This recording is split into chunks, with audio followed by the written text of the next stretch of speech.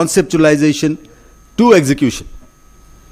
The COSC, which comprises of the CDS and the 3 service chiefs, deliberated every option and calibrated every decision. Thus, with an absolute clarity of action, a successful joint operation was launched to destroy the terror infrastructure in POJK as well as in Pakistan itself. And when that first weapon hit the target on the early morning of 7th May 2025, that decisive flash, ladies and gentlemen, was the strength and the resolve of the people of India being projected into the enemy heartland. It was partial justice being served to the families of the victims of that horrendous massacre in Pahalgaon and many such incidents before that. Going into these operations, I remember focus into details of planning. The 3 of us met almost daily and on more than one occasions. Our aim was not just to hit. It had to be lethal, it had to be precise, avoiding collateral. Hence, selection of targets, timing, weapons to be used, everything needed to be carefully considered. And once that was done, execution was achieved with clockwork precision. A question which comes up time and again is, why did we agree to stop? I fully understand the angst of our people, and especially the younger generation, given our experience with Pakistan. But allow me to clarify here. Our fight was with the terrorists and their support infrastructure, and that is what we hit, ensuring no collateral damage. We had achieved our objectives and our mission was complete. But when Pakistani establishment decided to side with terror and make it their own fight, we had no choice but to respond in kind. It was about self-defense, much beyond a counter-terror operation. When we responded, it was lethal and ruthless. And after taking the beating, sense kicked in the adversary, and they asked for cessation of hostilities. We paused when the request came, we stepped back, but we didn't blink. We had delivered the message, and the message was very clear. That is, misadventure will not go unanswered. Acts of terror will carry consequences. A lot of time this question comes up over the past 1 year. What are the lessons? Well, in the defense forces, we are continuously evaluating our options and drawing our lessons through exercises, training and simulation. But of course, there is no better training ground than an actual operation itself. So we have also internalized what we encountered and taken them into our planning consideration. Some of them I can share with you. First, Operation Sindoor reaffirmed the primacy of air power. And when I say air power, it means everything that is in the air and not only Air Force. As the first responder and the dimension of choice for any nation. Second, it reasserted the salience of jointness and a whole of nation approach. It vindicated Indian Air Force's focus on precision targeting and net-centric warfare, with ICCS emerging as a clear enabler. Next, we are also able to see through our adversary. We now have first-hand confirmation of their capabilities, capacities, and tactics they intended to hide. So I'm sure there are a very lot across there. A crucial lesson: nations forced into conflict must always have conflict termination criteria and strategy in sight. Otherwise, very soon you can go astray and do not realize how to terminate that conflict. Of course, we need to invest more in certain capabilities like space, unmanned systems, cyber. Some of these capabilities have already been addressed in the past 1 year, and we fully realize that Atmanirbharta, as my friend Rajiv alluded, is the way forward. So Indian Air Force relies heavily on indigenous technologies, and several measures are being taken to enhance partnership with defense PSUs and private industry.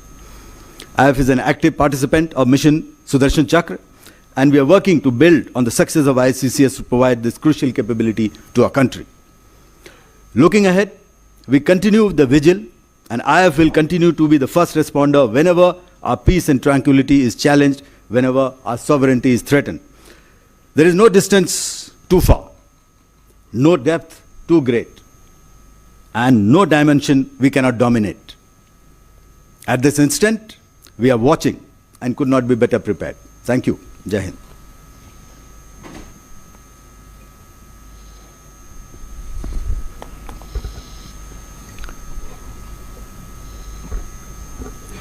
Good afternoon, ladies and gentlemen.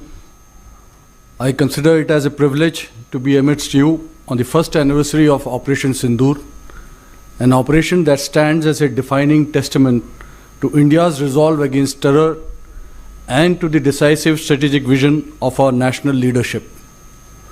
As we reflect on its conduct, lessons, and our preparedness for the future, we do so not merely on a highly successful operation, but on the emergence of a new dimension of deterrence, offensive in mindset, swift in response, precise in execution, and resolute in purpose. Operation Sindoor underscored the strategic vision of our national leadership, which provided a precise and unambiguous mandate and the necessary operational freedom, enabling decisive kinetic action by the Indian Defence Forces. In the immediate aftermath of the dastardly Pahalgam attack, the Indian Navy transitioned rapidly to combat readiness, deploying the carrier battle group, surface action groups, led by potent indigenous frontline warships, submarine, aircraft, and special forces in an offensive posture in the northern Arabian Sea. On the night of 6th-7th May, the naval personnel also participated in the precision strikes on terror infrastructure alongside the Indian Army and Indian Air Force, underscoring jointness. As the campaign unfolded, forward deployment of the Indian Navy compelled Pakistani naval and air units into hello friends, market ज्ञानी live from the trading floor. देखिए numbers का कमाल. close to their coastline. Our dominance at sea created credible deterrence and held Pakistani economic trade, routes and risks, thereby significantly contributing to the escalation control mechanism. Op Sindoor validated India's ability to respond to asymmetric provocation with deliberate, precise and proportionate force. It demonstrated that terror infrastructure and supporting military enablers can be targeted swiftly and effectively whilst maintaining escalation dominance. The operation also highlighted the decisive role of indigenous cutting-edge technologies, platforms, systems and equipment including drones, layered defense systems and counter-uncrewed aerial systems. By striking the terror hubs in the heart of Pakistan using long-range precision weapons, India effectively called the bluff on Pakistan's nuclear blackmail. The growing relevance of uncrewed and autonomous systems, as seen in the recent conflicts, reinforces the need for accelerated integration into our operational constructs. Our endeavor, therefore, remains focused on inducting these niche capabilities and constantly reviewing our concepts of operations to remain ahead of the adversary. The information domain emerged as a parallel battle space. Disinformation was effectively countered and the whole of government approach ensured prevalence of our own strategic intent over the manufactured narratives. Lastly, and perhaps most importantly, the operation demonstrated the operational dividends of the principles of Jai, that is, jointness, Atmanirbharta and indigenization. Seamless integration of three services through Chiefs of Staff Committee, as Marshal Bharti just mentioned, regular meetings of all the three Director Generals of the services, aided in better situational awareness, control of escalation response, and quick decision making, enabling better actions on ground. The establishment of Joint Operation Control Center ensured synchronized military actions against the adversary.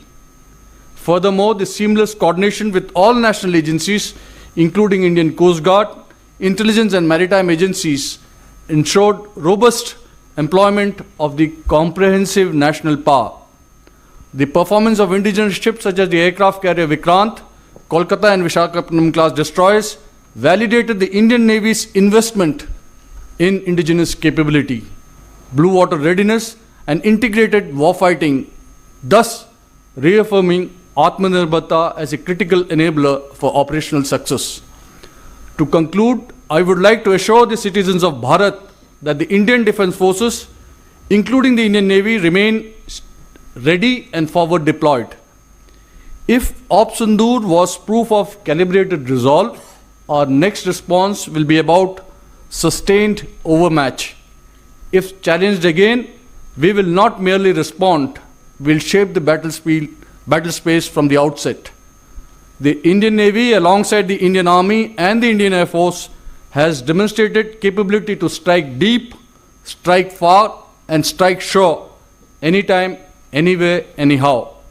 Jai Hind. Jalmev yas, balmev tasya. Thank you.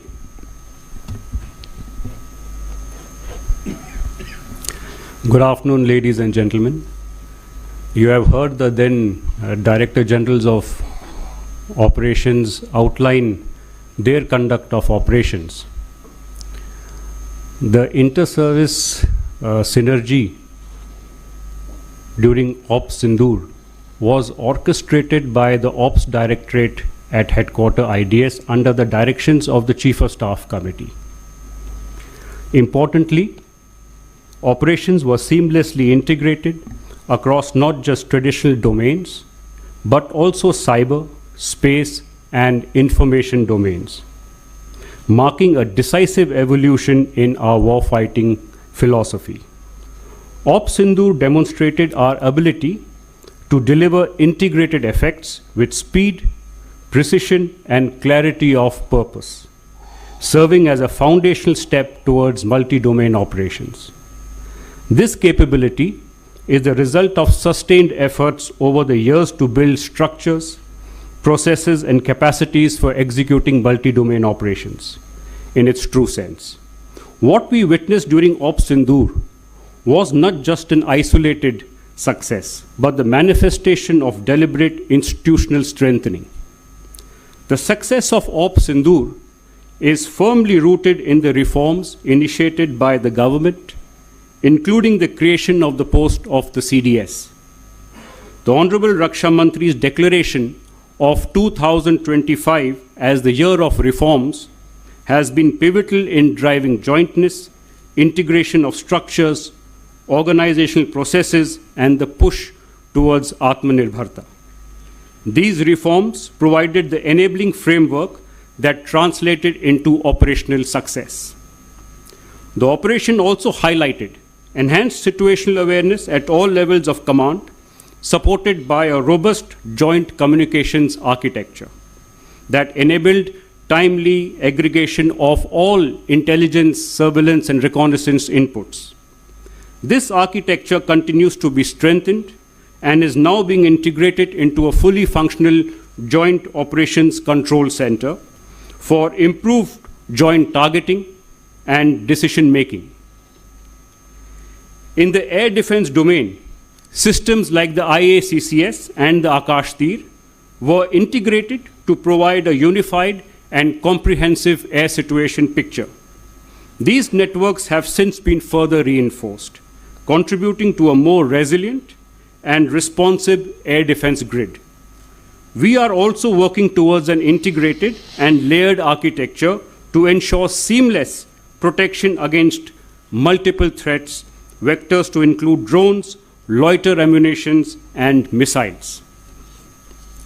At the operational level, the fusion of multi-sensor inputs from across the services and national agencies enabled a comprehensive situational awareness grid.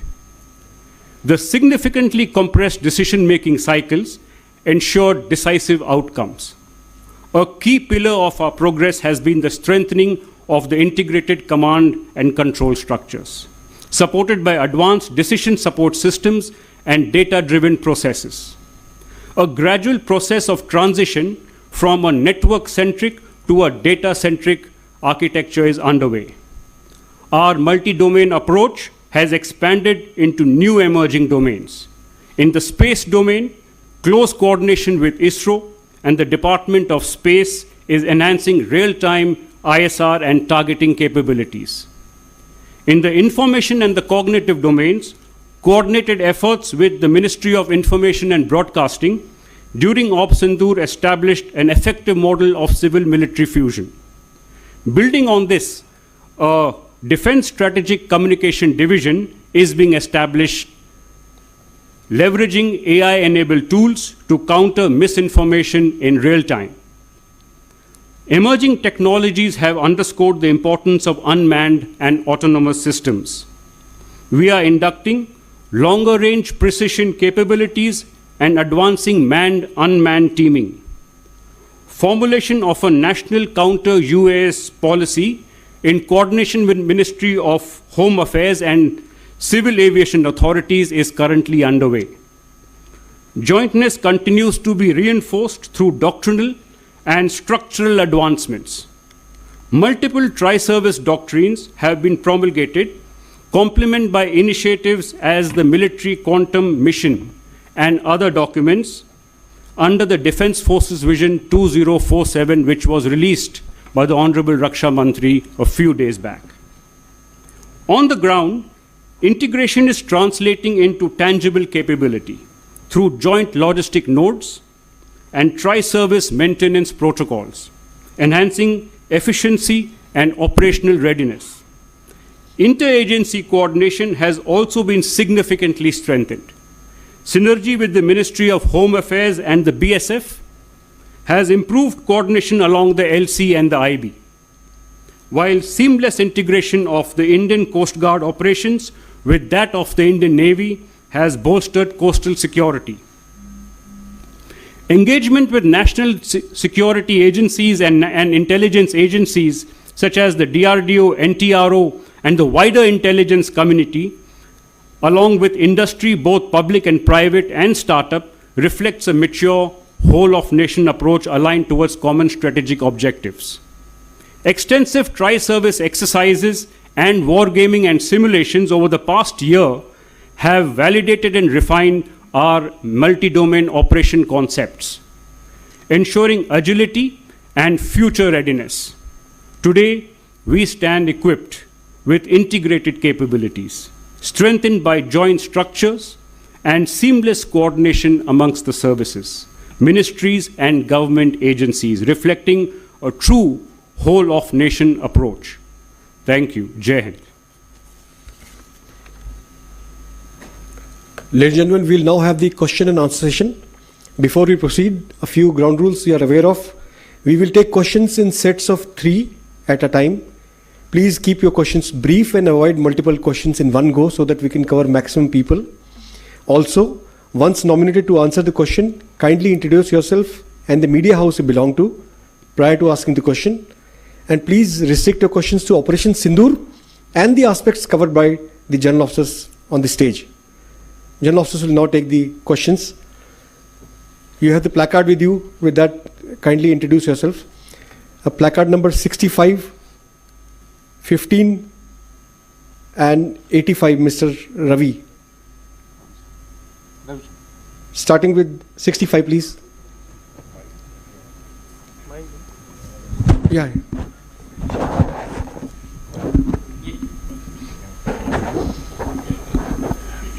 Sir, good afternoon. My name is Ajay Banerjee. I work with the Tribune. My small 2 clarifications, one for General Ghai, one for Marshal Bharti. First to General Ghai. General Ghai, the Indian Army Chief has in the past revealed to us about the transformation which is happening regarding the creation of the Divya Astra batteries, the Shaktiban regiments, and also the Ashni platoons. Sir, are these transformations continuous, and what are the further transformations, if you could share with us?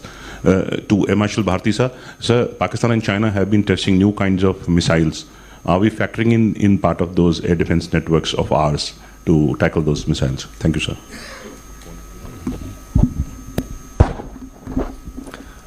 This is Ravi Shankar from Bharat Shakti. Here.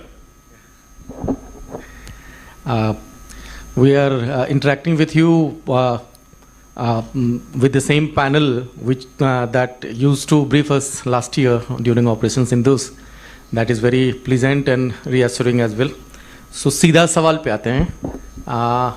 Pakistan ने ये कहा था, दावा किया था कि हमने भारत को बहुत नुकसान पहुंचाया है।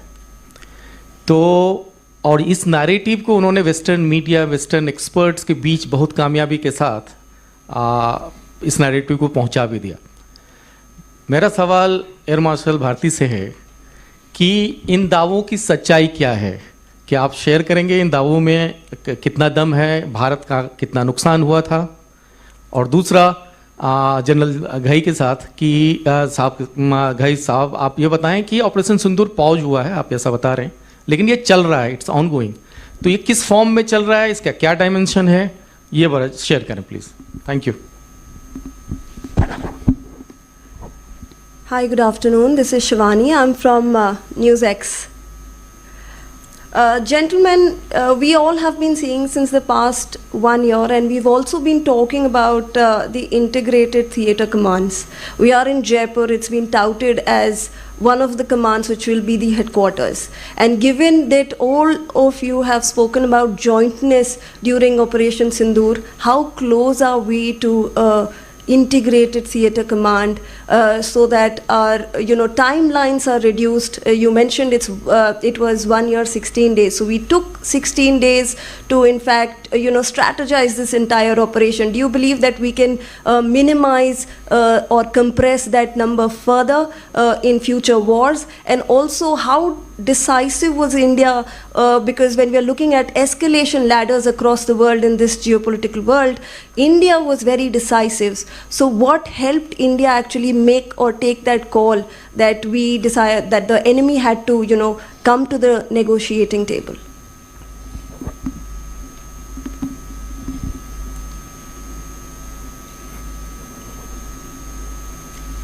Did we answer those, Neil? Please, sir, kindly. Okay, Ajay, you asked the question about transformation. So you're correct. The chief has repeatedly spoken about this ongoing transformation. You mentioned a few Divyastra batteries. You also mentioned the Ashni platoons. There are more. There is the Shaktiban regiment. You saw the Bhairavs being paraded on Kartavya Path this year on the Republic Day. Definitely these transformations are ongoing. I will not go into the specific numbers of how many of these organizations are being raised. That is an operational detail, so we will not go there. But a significant number is already being raised. Their roles and tasks are very, very clearly delineated. While we've given a thought, so when you speak about the Divyastra, I don't mind telling everybody here that that's related to the artillery, as is the Shaktiban. The Ashni platoons are related to counter UAS, and specifically with respect to infantry battalions being organized and equipped for the counter UAS role. There is more ongoing thought as far as these transformations are going on. So we are now also thinking about such transformations in the armored corps, for instance, in the mechanized infantry, in the aviation, just to name a few more sectors. And as we go on, you will hear us bring out more details. But all these deliberations are at a very advanced stage. So that is, Ajay, to answer your question about the transformation. As far as Ravi Shankar from Bharat Shakti, Ravi, आपने जो सवाल पूछा है about in what form is Operation Sindoor going on? देखिए, air marshal Bharti ने बताया कि pause हो गया. आई थिंक एक सिविलियन अंडरस्टैंडिंग होती है कि लड़ाई में सिर्फ एक दूसरे के ऊपर गोलाबारी होती है. There is kinetic action, whether stand off और conventional where people come close. लेकिन ऑपरेशन का जारी होना मतलब इज ऑल्सो मेकिंग प्रेपरेशंस. और जो तैयारियां चल रही हैं, अजय बैनर्जी ने पूछा सवाल कि ट्रांसफॉर्मेशन कैसे चल रहा है. वो ट्रांसफॉर्मेशन क्यों चल रहा है? क्योंकि कुछ लेसन्स हमने इम्बाइब किए ऑपरेशन सिंदूर से. उन लेसन्स की वजह से हमें लगा कि हमने कुछ बदलाव करने हैं अपने स्ट्रक्चर्स में, अपनी ऑर्गेनाइजेशंस में, अपनी इक्विपिंग में. तो वो एक तैयारी चल रही है। उसके अलावा जो डिप्लॉयमेंट्स हैं उस पे सोच विचार चल रहा है। एक्चुअल भाई साहब, इस इन्वर्टर बैटरी में कितना बैकअप मिलेगा? कम से कम 2-3 घंटे तो चलेगा। 2 या 3? कहीं लिखा है क्या? हाँ हाँ हाँ, ये देखिए सर, ओकाया देता है सर्टिफाइड बैकअप आवर्स। अच्छा, एक्चुअल बैकअप लिखा हुआ है? जी हाँ। अब बैकअप गैस नहीं, वेरीफाई करो। So therefore, the operation will remain in progress for as long as it is required.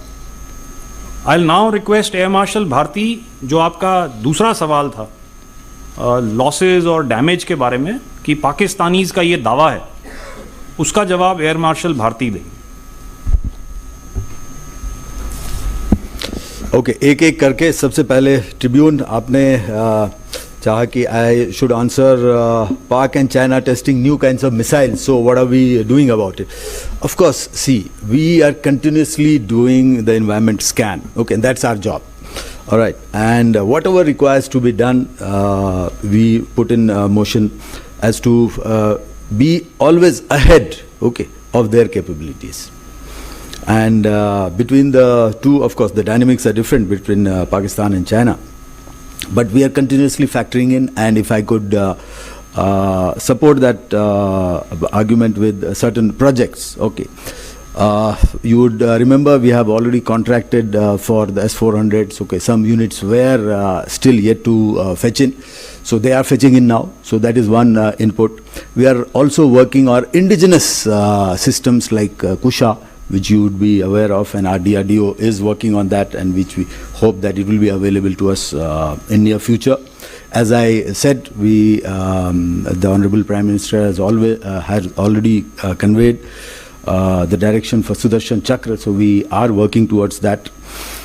As also of our own indigenous air-to-air missile Astra, so we are trying to improve on that. Various other projects, QRSAM. So it's a continuous process, and it's not that we don't articulate in the open media as to what all we are doing, but lots is happening, and rest assured that we aim to be ahead of their capabilities. So that is our focus. As far as second question from here, structures. So whatever they came with, okay, be in terms of missiles, be in terms of loiter munitions, be in terms of other unmanned systems, we were able to neutralize that with our integrated approach and integrated ICCS, Akash Tir and IMSAS, okay, that we have alluded to earlier. So whatever they may say, remember, narratives and rhetoric do not give you victory. Victory is measured by hard facts, and hard facts we have given out to you earlier, 1 year, starting from 1 year hence, and in between also in various forums it has been given out to you all. And what are the hard facts? The hard facts are that we struck and decimated their 9 terrorist camps on the 7th of May. Proof is there for everybody to see.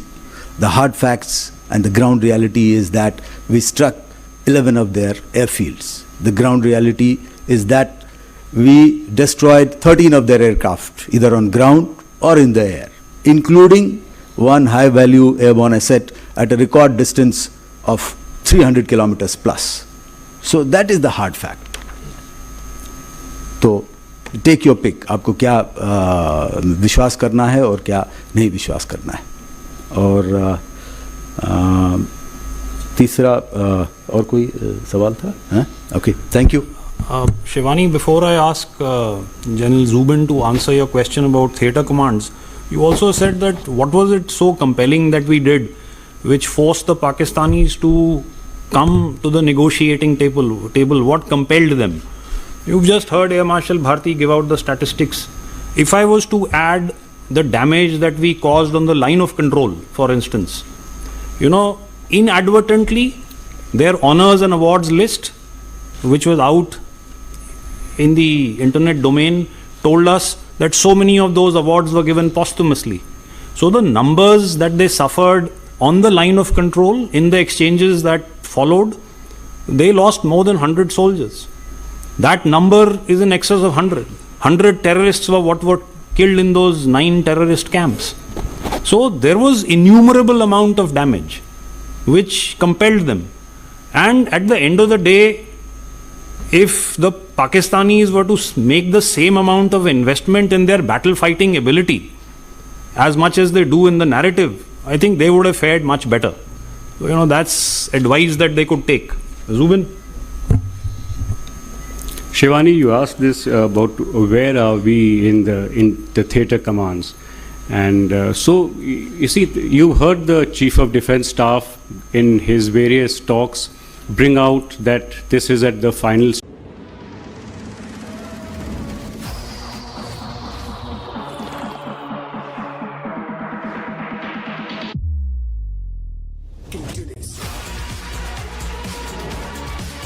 That just raising of the theatre commands is not the aim. It is what has happened as a background work in terms of jointness, integration, because that forms the bedrock and the fabric of theatre commands. So here we have, there are numerous tasks under jointness and integration. To give you an exact number, 197 tasks in domains of operation, intelligence, op logistics, human resource, regulations, which form that bedrock.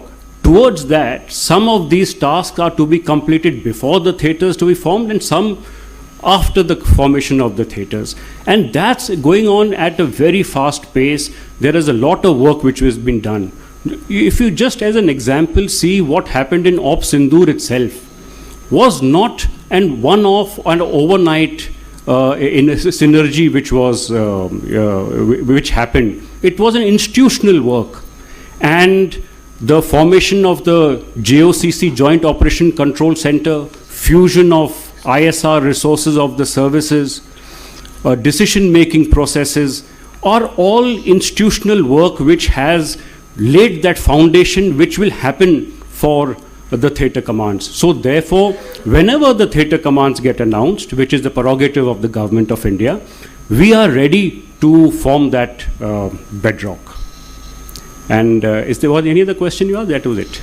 Yeah, that's it. Okay. I think we can go on the next set of questions. I just want to, I'm itching to respond to, amplify further about Shivani, your question regarding, how decisive and why could we be decisive?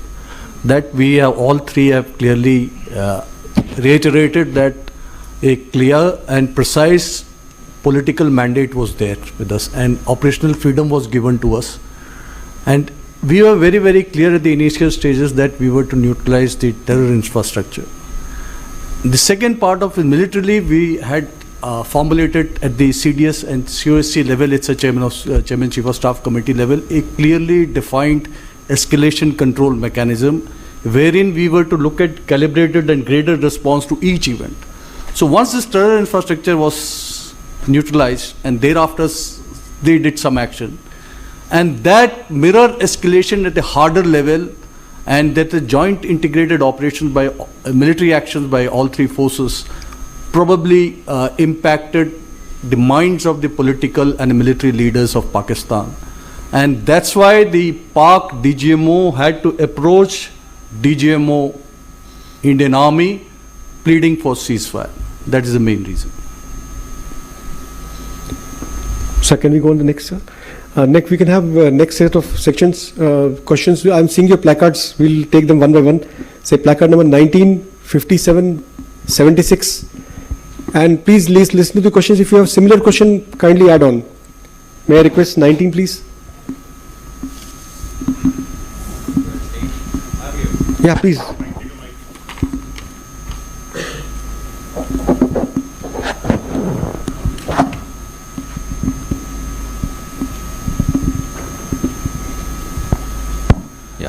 I'm Mayank, I work for Times Now. My question is, without raising a doubt about the collusion which was between Pakistan and China, can we get to understand what was the level, even if it was intelligence sharing, or what kind of a collusion was between Pakistan and China? That's my question. I request if answers can come from all four of you, our Because that would add to articulations in a different manner. Thank you so much. 57, please. Sir, I am Ajit Dubey from the ANI, sir. Sir, my question is to General Ghai, Marshal Bharti and Admiral Pramo. Sir, when soon after the operations got over, the Deputy Chief of Army, he said that this was a unique war in a way that we were fighting three adversaries in one border, where the Chinese were providing the weapons, intelligence, satellite communication, satellite coverage, everything to the Pakistanis, and that Turkey was providing them with drones. So, how are we preparing for this kind of a war? And was this thought earlier, like we have been hearing about two-front war, but fighting three adversaries in one front? Was that ever thought about, and how is it being planned to be countered in future? And Bharti sir, you talked about the acquisition of the S-400s and Kusha. Can you give us the timelines about by when the S-400s remaining two squadrons are coming to join the Air Force, and the 5 squadrons of Kusha and this S-400s which we are going to sign in future? And Pramod sir, what is the plan to tackle air defense threats from the maritime theatre? Is there any thinking in that direction? Thank you, sir. 76, please. Good afternoon, sir. Rahul Singh this side from Hindustan Times. So my question is for General Ghai. So since Operation Sindoor, the genesis was a terror attack, and you talked about the kind of infrastructure you destroyed, 9 camps across the LC, across the IB.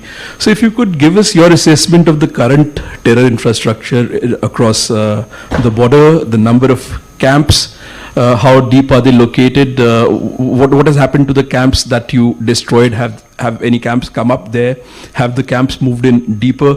The number of terrorists that are being trained there, do you see any activity happening in terms of a renewed effort to push these people in? So basically an assessment of terror infrastructure across the borders. Anyone has got a similar kind of question, you can please ask so that the generals can ask. Yeah, please.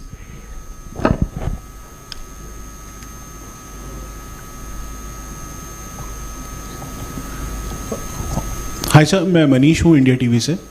मेरा similar question है Rahul sir से related है ये क्योंकि ये पूरा western border पे खास तौर पे जो 7 टारगेट्स आपके थे, उन टारगेट्स की इस समय की कंडीशन अगर सैटेलाइट इमेजेस से देखते हैं तो काफ़ी कुछ चेंज हुआ है।